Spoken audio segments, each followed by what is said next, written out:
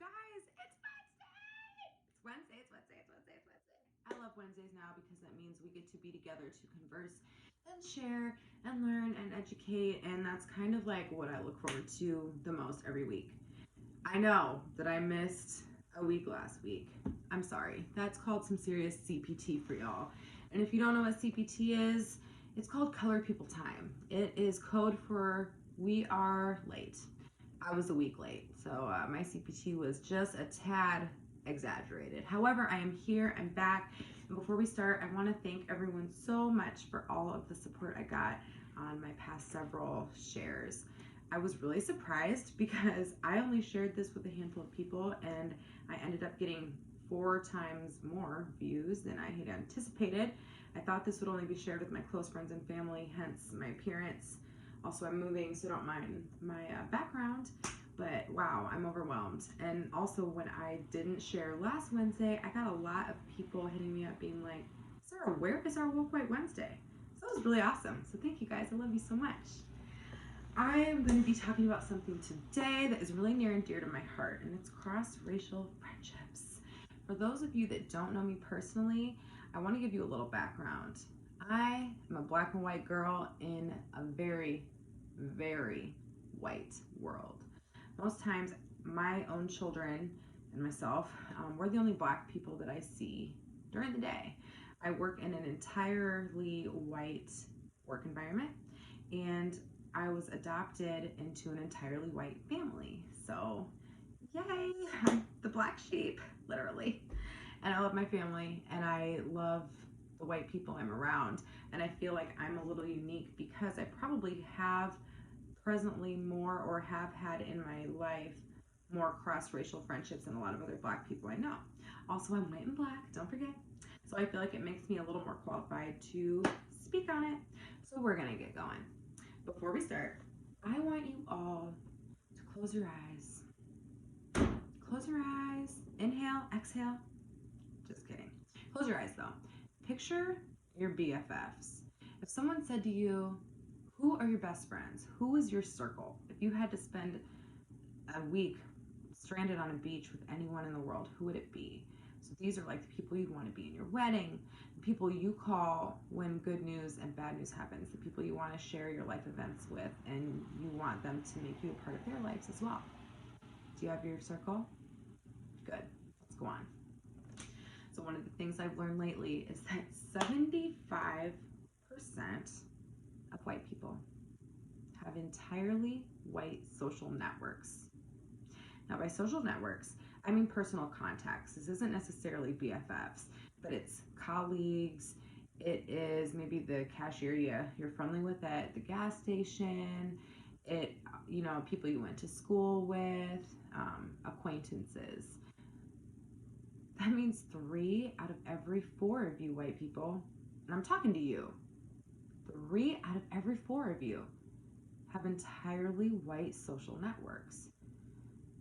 So, now that I think of it, we're kind of the same. Both of us go days on end without seeing other black people, which actually makes me laugh a little bit. 40% of you white people, so for those of us that aren't great at math, that's 4 out of every 10. 40% of white people have a cross-racial friendship.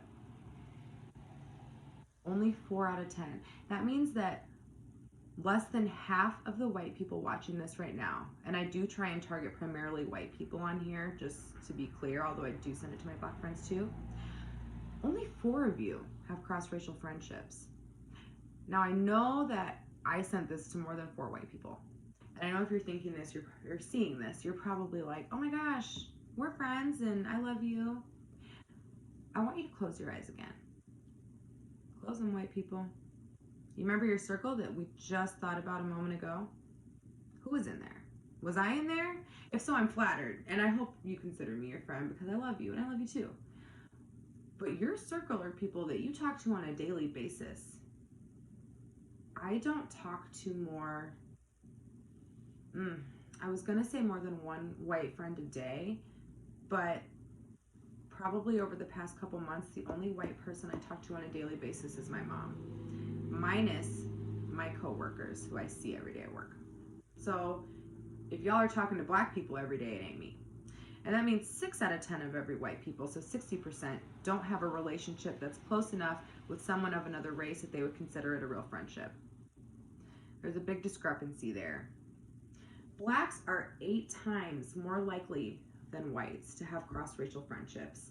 I was kind of trying to think of why I thought this was, and I'm like, okay, well, for me personally, I know that if I would have attempted to have only black friendships, I would have had no friends until I was like 12, because I was raised in a predominantly white neighborhood.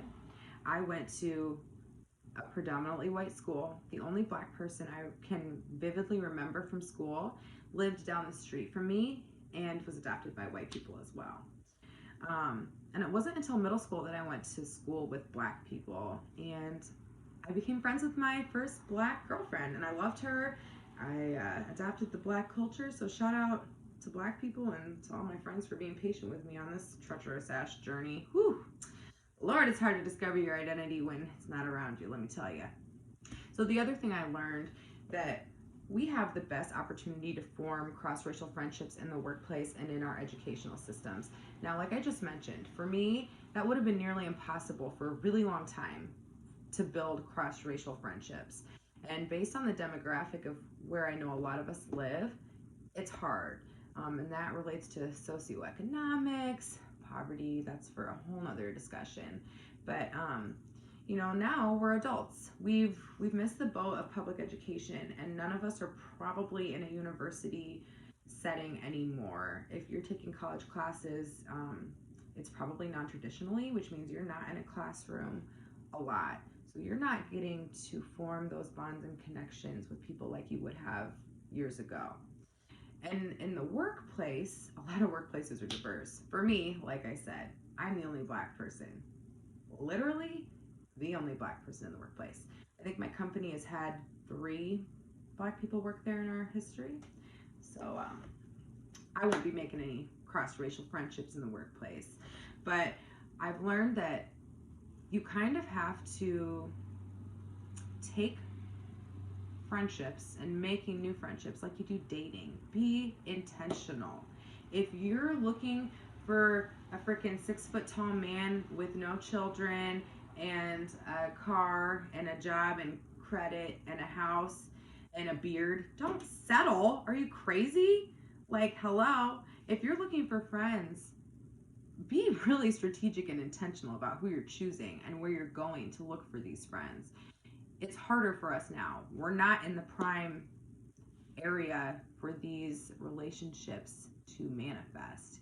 You have to be really intentional about seeking them out, be strategic, and recruit. Like, if you see a really cool looking black person, you're like, damn, I love her hair. The next time you see her at Dunkin' Donuts, be like, hey, we should grab coffee together sometime. Or if you hear your black colleagues discussing something like their children and you think, oh my gosh, I'm a mom too, jump in. Or if you see your black homies, looking sharp at the job, compliment them, ask them where they got their shoes, and maybe they'll tell you. And that's how you recruit friends. Think of it as dating, okay? Get out there and make some friends. The other thing I encourage all of us to do, not just my white friends, but my black friends as well, is to take a diversity inventory of our circle. I once went to a continuing education course, and the speaker talked about how diverse our circles were, and we took inventory. We actually wrote down like the 5 people that we called, like the 5 people in our innermost circle, and then we went and gave them ratings. This was based on their age, their sex, their sexual orientation, their religion, their educational backgrounds, everything. I feel like if you only make friends and talk to, surround yourself with people that have experienced the same exact experiences as you, there's no room for growth. We're limiting ourselves. We're purposefully shutting out opposing viewpoints and ideas that could open our mind and take us further. So it's really important that all of us do a diversity inventory of our friendship circles. See how many people we have that are older than us, Who do I have that's wise giving me advice? What Black friends do I have? I personally don't have any Asian friends. I also don't have any gay friends. So I am going to be intentional, and I've said this for years, I always wanted a gay friend, but I am going to be intentional about seeking out people that are different than me and building relationships with them, because not only do they benefit me, but they'll benefit them from having a diverse friend in their circle. And the more that we can normalize differences and learn to love people different than us, it makes it a lot easier when the George Floyds and Breonna Taylors of this world are murdered and taken from us. It makes it easier for our white friends to feel for us, because they know what it's like to love a Black person.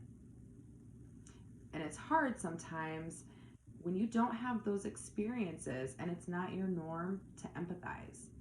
I want to remind all of us to be patient with each other, because relationships are hard in general. Cross-racial relationships are really freaking hard. I always thought I had it easy because I was biracial. I felt like I pretty easily straddled both sides of the fences. But I will tell you what, in the past, 45, 46 days, since I have gotten louder on my stance on racism, the white friends that I thought would have my back and reach out and ask how I was doing have not spoken up. The white friends that I thought would remain ambiguous and probably silent about what I'm saying and doing and sharing have showed up the most. So in a sense, it's disappointing, and in a sense, I'm really touched, because I didn't expect those people who were having my back right now to have my back. But I have to remember to be patient, because I'm at one place on my journey and they're not. And I think we have to just be empathetic, because we want that empathy too. Be empathetic with your friends. We're all human. We might not look the same, but we go through the same things. I do know that it's really hard, especially now, to know what to say to friends of a different race, given the current climate of the world. I know it's hard to build relationships. I know it's uncomfortable to, make friends that are different.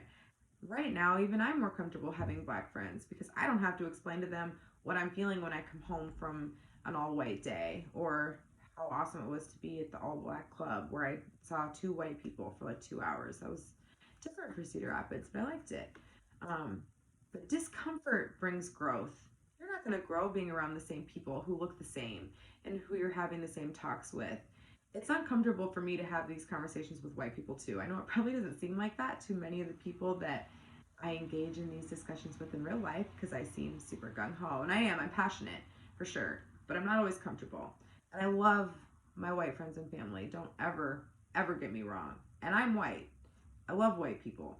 I love my family. I love my friends of all races. But it's necessary that we explore and be different and make different friends. Grow. Give yourself permission and space to grow, no matter what the world is telling you to do. So before we sign off, we have homework. What's your first piece of homework, you ask? Do a diversity inventory. Look at your circle, the people you were envisioning earlier. Who are they? What do they look like? Are they different? Are they the same? And how can we make that circle bigger and better? The second piece of homework is to be patient with your friends. Be empathetic. Realize that not everyone has the experiences to draw upon to have that instant empathy for you and what you're going through. Just be patient. Treat others as you'd want to be treated. The golden rule, right? And the third thing I want to encourage you to do, this is specifically for my white friends. Please, white people, I don't want to be your only Black friend. I love you guys, but that's what we call a token in the Black community. I don't want to be your token friend. If you're one of those people that when we close our eyes and I said, take me out of your circle, if I'm there and you had entirely white friends, or if I wasn't in your circle at all and you saw only white faces, I want you to think of what you can do so that you're in the 40% of white people that have cross-racial friendships. Friendships, plural, not one cross-racial friendship, more than one. I don't want you to be in the 60%. That's going to take work and courage and effort. But you guys are all my loved ones for a reason because you're awesome and I know that you can do it. So I love you guys. Thank you so much for tuning in. Thanks for being you and being my friends. You're amazing. I hope you learned something today and I hope you have at least one takeaway that you can share with others. Thanks for engaging in these horrifically uncomfortable conversations, but we do it anyway and we're doing the necessary work to perpetuate forward movement in our world, and that's what's necessary to make a better place. I love you guys. Until next time, stay woke, stay white. Holla!